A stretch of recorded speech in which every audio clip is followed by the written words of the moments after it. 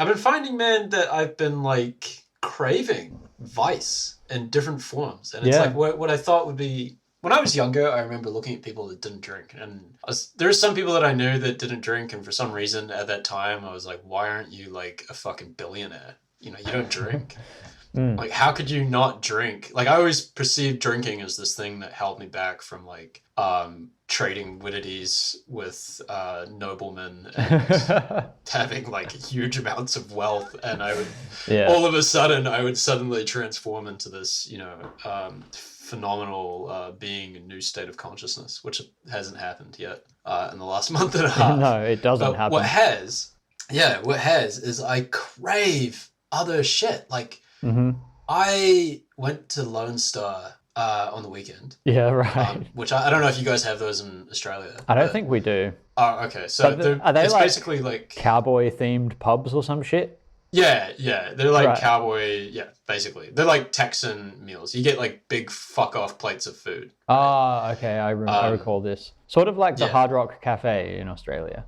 pretty much, Yeah. pretty much. And instead, like of maybe normally ordering like a beer or something, I had this like massive plate of food and just demolished all of it, and I wasn't Yeah. hungry by the end of it. And afterwards, man, I went to McDonald's and I bought a fucking double quarter pounder, Fuck yeah. and I smashed that into my Yeah. disgusting Get that shit in you, poor boy. mouth.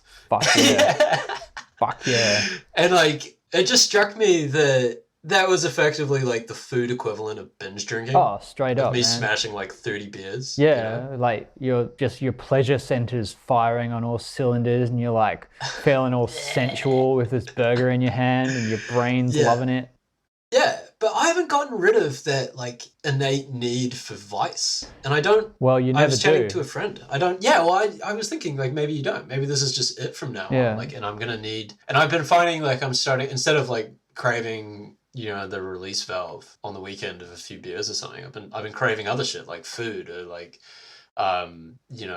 drugs or fucking Yeah. other shit. And it's kind of pissing me off, to be honest, because I guess you can never get rid of that, and it's Well, there's no freedom from it. yeah, you're right. So I've got sort of like, I guess, 2 points in response to that I think are interesting.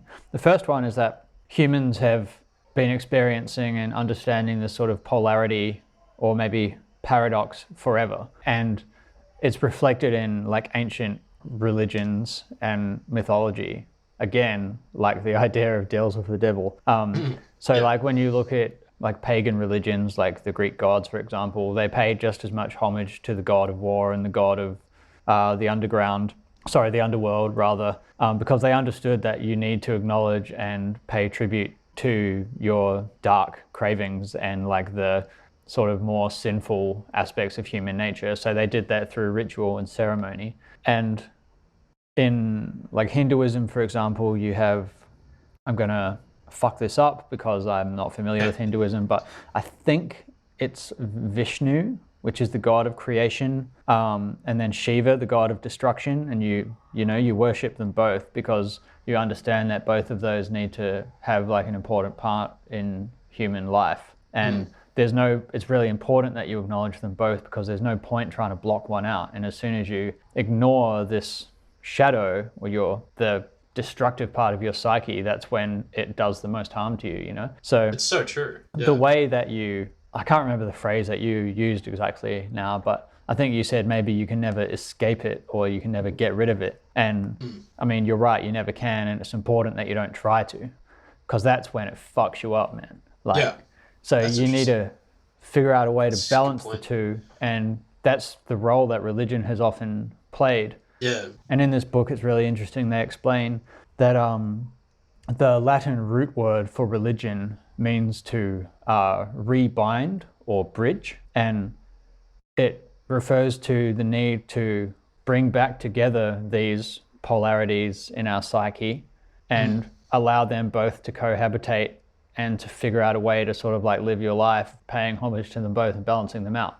So the way that, I mean, according to this idea that you can find some sort of peace or oneness is to find yourself faced with two choices that might be good, as is usually understood by sort of like Western social norms, and bad, which is maybe not bad, but it's sort of your sort of like primal urges, your vice and your desire and all that kind of shit. So it might be like, I want to sit home and fucking masturbate all day, or I want to go to work because that's what people say I should do. One's the bad thing and one is the good thing. Yeah. And the way to be at peace is to like not make a decision.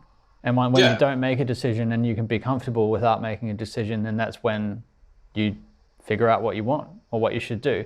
And that is an act of God.